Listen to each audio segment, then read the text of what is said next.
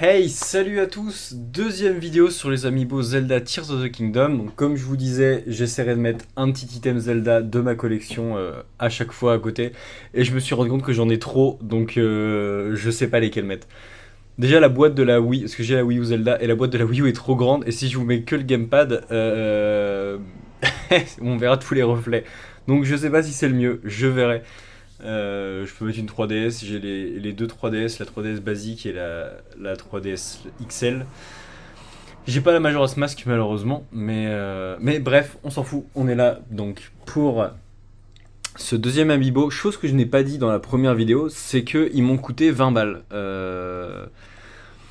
Ce qui est le prix normal des amiibo maintenant. Donc voilà. Et chose marrante, j'ai repris l'autre pour vous montrer, mais ils ont mis des boîtes. Ils ont changé de taille. Genre, c'est étrange. Celui-là, il a eu le droit. Il a eu le droit à une boîte plus grosse, alors que, ok, il est peut-être plus. Ah, si, ouais, parce qu'il dépasse. Il dépasse dedans, donc ouais, je comprends qu'ils aient mis une boîte plus grosse, mais après ils auraient pu le mettre en travers, hein, comme celui-là. Celui-là, si vous regardez, ils l'ont mis vachement en travers dans la boîte. Donc voilà, donc je pense que bah, lui il remplace le Goron dans Zelda Breath of the Wild. Comme je vous disais, si vous n'avez pas vu la première vidéo, je suis pas fan de TOTK. Je vais essayer d'y rejouer, parce que là pour l'instant c'est les deux seuls que j'ai. Je vais essayer d'y rejouer un petit peu d'ici la prochaine fois où j'aurai trouvé les deux autres.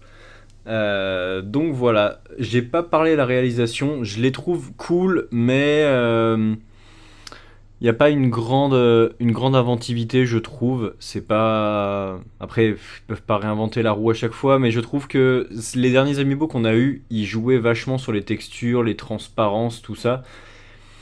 Et bah, lui, par exemple, il n'y a rien. Ils auraient pu au moins mettre de la terre sur son support. Enfin, ouais, de la terre, du caillou sur son socle, ça aurait été cool.